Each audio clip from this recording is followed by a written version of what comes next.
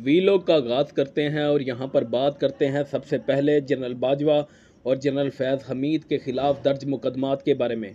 साबिक army chief general retired कमर जवेद बाजवा और ISI के साबिक सरबराह लेफ्टिनेंट जनरल रिटायर्ड फैज़ हमीद के ख़िलाफ़ रिटायरमेंट के बाद कानूनी रुकावट तोड़ने और मुख्तलिफ इवेंट्स को गलत बयान करने के इल्ज़ामात पर मबनी अंदराज मुकदमा का केस हाई कोर्ट की कॉज लिस्ट से मनसूख कर दिया गया। Registrar office Islamabad high court ने जनरल बाजवा और जनरल फैज़ हमीद समेत दीगर के खिलाफ अंदराज मुकदमा की दरख्वास्त 28 नवंबर को समाअत के लिए मुकर्रर की थी। तब हम अब हाई कोर्ट की जानिब से इस केस को मनसूख करके कॉज लिस्ट से निकाल बाहर किया गया है।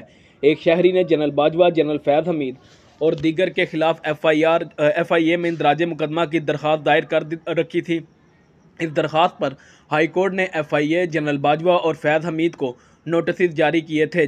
जस्टिस आमिर फ़ारूक ने शहरी आतिफ अली की दरख्वास्त पर समाअत करना थी, जिसे अब मनसूख कर दिया गया है। याद रहे कि इस दरख्वास्त पर सहाफ़ी जवेद चौधरी, शाहिद मेतला, पैमरा और प्रेस एसोसिएशन ऑफ पाकिस्तान को भी नोटिस जारी किए गए थे। दरख्वास्त के मुताबिक बाद सहाफ़ियों ने सिर्फ व्यूअरशिप के लिए आर्टिकल लिखे, जिसका सोसाइटी पर मनफी असर हुआ।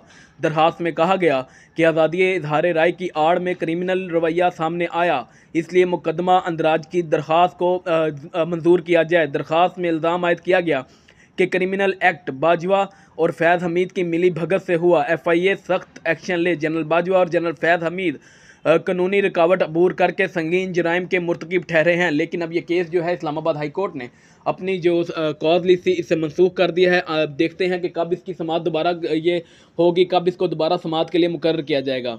दूसरी खबर भी पाक फ़ौज के हवाले से है। पाक फ़ौज में आला ओहदों पर तकर्री और तबादले। General Awais, chief of general staff तैनात। पाकिस्तानी फ़ौज में आला ओहदों पर होने वाली तरक्कियों, ख़ास तौर पर 3 स्टार जनरल की सतह पर जो होने वाली तकर्रियाँ हैं उसको बहुत बरीक अंदाज से देखा जाता है, क्योंकि तकर्री पाने वाले जितने भी फ़ौजी अफसरान होते हैं वो मुस्तकबिल के मुमकिन जो है आर्मी जनरल्स होते हैं, मुमकिन लीडर्स होते हैं। डॉन अखबार की खबर के मुताबिक ये तकर्रियाँ फ़ौजी पॉलिसी और वसी तर सियासी मंजरनामे दोनों पर असरअंदाज होती हैं, जो पाकिस्तान के पेचीदा सियासी फ्रेमवर्क के अंदर मुमकिन तौर पर ताकत के तवाज़ुन को तब्दील करती हैं। ताज़ा तरीन तकर्रियाँ और तकर्रुर और तबादले, जिनमें chief of general staff CGS के ओहदे पर नई तैनाती भी शामिल है, इंतहाई एहतियात और राजदाराना अंदाज में की गई है। 3 स्टार रैंक पर तरक्की पाने वाले लेफ्टिनेंट जनरल अवैस दस्तगीर को रिटायर्ड होने वाले लेफ्टिनेंट जनरल मोहम्मद सईद की जगह 38वां CGS नामजद किया गया। CGS आर्मी चीफ के बाद असर और रसूख में दूसरे नंबर पर होता है, जो ऑपरेशनल और इंटेलिजेंस मामलात की निगरानी करता है। डायरेक्टोरेट ऑफ मिलिट्री ऑपरेशंस और मिलिट्री इंटेलिजेंस CGS के ज़ेर कमान होते हैं। 58 कैलोरी आर्म्ड कोर और साबिक डायरेक्टर जनरल मिलिट्री ऑपरेशंस के ओहदे से जनरल अवैस दस्तगीर की तरक्की को आर्मी चीफ के उन पर मुसलसल एतमाद की अलामत के तौर पर देखा जाता है। जनरल अवैस दस्तगीर ने army chief general Asim Munir के मातहत भी काम किया जब वो कोर कमांडर गुजरांवाला थे। उनके बतौर CGS तकर्री को पॉलिसी के तसलसल की अलामत के तौर पर देखा जाता है। एक रिटायर्ड लेफ्टिनेंट जनरल ने कहा कि DGMO के ओहदे से बतौर CGS उनकी तकर्री जो है मौजूदा पॉलिसियों में तेज़ी का इशारा देती है। उन्होंने बतौर ब्रिगेडियर कांगो में अक़वाम मुत्तहिदा की अफवाज के साथ जो है पीस कीपर के तौर पर की भी हिदमात अंजाम दी हैं। बहुत ज़्यादा ज़ेर बहस आने वाले तबादला नेशनल डिफेंस यूनिवर्सिटी के सदर लेफ्टिनेंट जनरल राहत नसीम का है, जिन्होंने कोयटा में 12 कोर की कमांड संभाली है। 12 कोर का उनको कमांडर जो है मुकर्रर किया गया है। कोर कमांडर कोयटा ISPR के साबिक जो सरबराह थे, साबिक director general lieutenant general Asif Ghafoor NDU के सरबराह मुंतखब सरबराह जो है मुकर्रर कर दिए गए हैं। तो जी, पाक फ़ौज में बड़े पैमाने पर तकर्री और तबादले हुए हैं और इसे जो है जनरल आसिम मुनीर की पॉलिसी के तौर पर पेश किया जा रहा है। 190 मिलियन पाउंड स्कैंडल। नैब की चेयरमैन PTI से 3 घंटे तफ्तीश। रावलपिंडी अलकादिर ट्रस्ट केस के 190 मिलियन पाउंड स्कैंडल में नैब ने चेयरमैन PTI से तफ्तीश की। अडयाला जेल ज़राए के मुताबिक नैब टीम में असिस्टेंट डायरेक्टर मियां मोहम्मद उमर नदीम और वकास शामिल थे। नैब की पहली टीम 3 घंटे तफ्तीश के बाद अडयाला जेल से रवाना हुई। नैब टीम PTI चेयरमैन से 15 नवंबर से मुसलसल तफ्तीश कर रही है। नैब की दूसरी टीम ने भी PTI चेयरमैन से तफ्तीश की और तफ्तीश के बाद जेल से चली गई। निगरान वफाकी वजीर दाखिला सरफराज बुगटी ने चेयरमैन पीटीआई इमरान खान को अदालतों का लाडला करार दे दिया। उनका मजीद कहना था कि साबिक वजीर आजम को जेल में दी जाने वाली सहूलियात आम शहरी के तस्वुर में भी नहीं।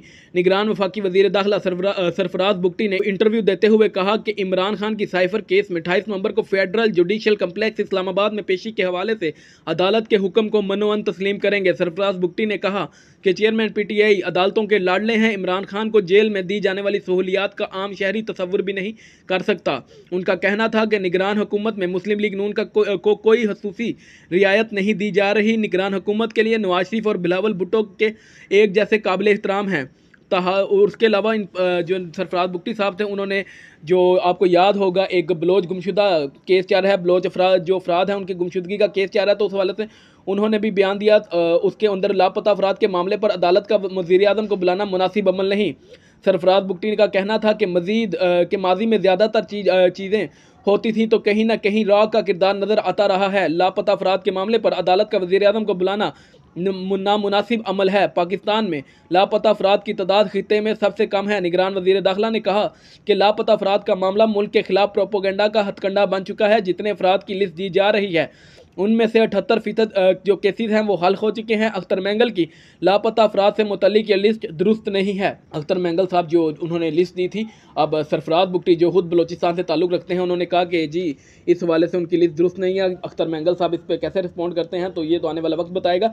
अलबत्ता निगरान वज़ीर आज़म ने इस पेशी के हवाले से जो अदालत ने उनको तलब किया था इस्लामाबाद हाई कोर्ट ने, उसके हवाले से कहा कि 29 नवंबर को बैरून मुल्क हूँगा, इसलिए अदालत में पेशी मुमकिन नहीं। निगरान वज़ीर आज़म अनवारुल हक काकड़ ने एक बार फिर बर वक्त शफाफ इलेक्शन करवाने की यकीन दहानी भी करवा दी।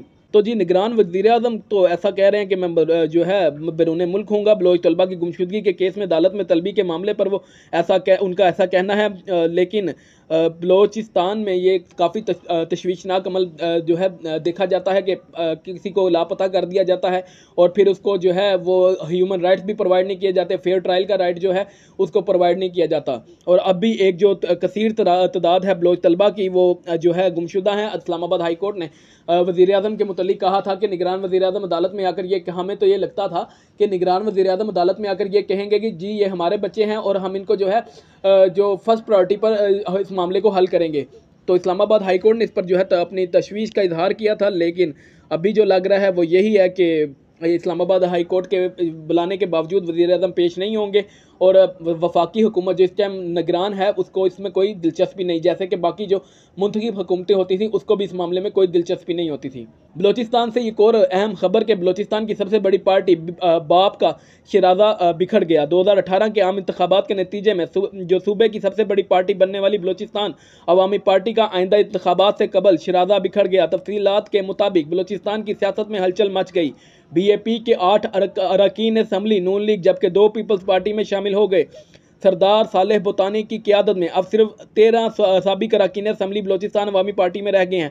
याद रहे कि 25 जुलाई 2018 के आम इंतखाबात में बलोचिस्तान असम्बली की 64 नशिस्तों पर BAP 24 नशिस्तों के साथ पहले नंबर पर रही थी, जबकि दूसरा नंबर 11 नशिस्तों के साथ MMA और बलोचिस्तान नेशनल पार्टी 10 नशिस्तों के साथ तीसरे नंबर पर थी। कुछ रोज़ कबल नवाज शरीफ के दौरे के दौरान 30 से ज़ायद अरकान ने पाकिस्तान मुस्लिम लीग नवाज में शमूलियत का ऐलान किया था। तो जी आपको भी मालूम है कि बाप किसके इशारे पर काम करती है और इस बाप का बाप कौन है। तो उसी बाप के इशारे पर जो पहले बाप बनी थी, अब वो दूसरे उसी बाप के इशारे पर मुस्लिम लीग नवाज में शामिल हो गई है। तो इसमें कोई ऐसी सच बात नहीं है। इमरान खान को जी पार्टी ओहदे से हटाया जाए, एक जो दरख्वास्त जमा करवाई गई थी इलेक्शन कमीशन ऑफ पाकिस्तान में, तो अब उस दरख्वास्त को समाअत के लिए मुकर्रर कर लिया गया है। इलेक्शन कमीशन ऑफ पाकिस्तान ने चेयरमैन पाकिस्तान तहरीक इंसाफ से मुतल्लिक अहम केस समाअत के लिए मुकर्रर कर लिया। इमरान खान पार्टी ओहदे पर रहेंगे या नहीं, इलेक्शन कमीशन चेयरमैन PTI को हटाने का केस 28 नवंबर को सुनेगा। चीफ इलेक्शन कमिश्नर की सरबराही में 5 रुकनी बेंच जो है केस की समाअत करेगा। ECP में समाअत के दौरान चेयरमैन PTI के वकला की जानिब से जवाब जमा कराया जाएगा। चेयरमैन PTI को ओहदे से हटाने की दरख्वास्त शहरी ने दायर कर रखी है। दरखास्त में तोशाखाना केस में सजा के बाइस पार्टी क़यादत से हटाने की सजा भी की गई है। याद रहे कि 23 नवंबर को इलेक्शन कमीशन ने जो है PTI intra party election case में पाकिस्तान तहरीक इंसाफ के इंट्रा पार्टी इलेक्शन कलअदम करार देते हुए 20 रोज़ के अंदर दोबारा इंट्रा पार्टी इलेक्शन कराने की हिदायत कर दी थी। फैसले में कहा गया कि आइन के मुताबिक पीटीआई इंट्रा पार्टी इलेक्शन जो है वो शफाफ नहीं है।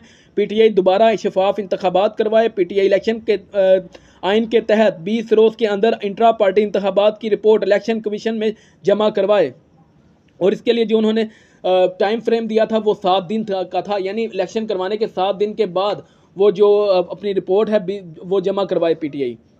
तो जी अब इस समात के हवाले से एक अहम तरीन है और अब मुमकिन है कि इमरान खान साहब को अगर ये समात होती है और तो इमरान खान साहब को पार्टी ओहदे से हटा दिया जाएगा। अलबत्ता इलेक्शन कमीशन ऑफ पाकिस्तान से जो एक अहम तरीन खबर है वो ये है कि पाकिस्तान में रजिस्टर्ड वोटर्स की तादाद 12 करोड़ से ज़ायद हो गई। पाकिस्तान भर में रजिस्टर्ड वोटर्स की तादाद 2 करोड़ 20 लाख इजाफे से 12 करोड़ 75 लाख से ज़ायद हो गई। मुल्क में आम इंतखाबात का अहम मरहला तय हो गया। इलेक्शन कमीशन से की जानिब से वोटर लिस्टों की छपाई का काम मुकम्मल कर लिया गया। इलेक्शन कमीशन के मुताबिक मुल्क भर में 12 करोड़ से ज़्यादा वोटर्स की तादाद है, जबकि गुज़िश्ता इंतखाबात की निस्बत 2 करोड़ 20 लाख से ज़ायद नए वोटर्स का इजाफा हुआ है। 12 करोड़ और इसमें थे अक्सरियत जो है तकरीबन 7-8 करोड़ तो पाकिस्तान की यूथ है और यूथ के बारे में सब जानते हैं कि वो जो है किसको वोट देगी। अलबत्ता ये तो इलेक्शन में पता चलेगा, लेकिन इस वक्त जो माहौल बना हुआ है कि यूथ किस हवाले से जिसका यूथ का झुकाव कहाँ है तो ये आने वाला वक्त बताएगा। तो वी लोग के आखिर में मैं ये पैगाम देता चलूँ कि जिन दोस्तों ने अभी तक हमारा चैनल सब्सक्राइब नहीं किया वो अगर चाहें तो चैनल को सब्सक्राइब कर सकते हैं। आपका बहुत शुक्रिया। पाकिस्तान जिंदाबाद।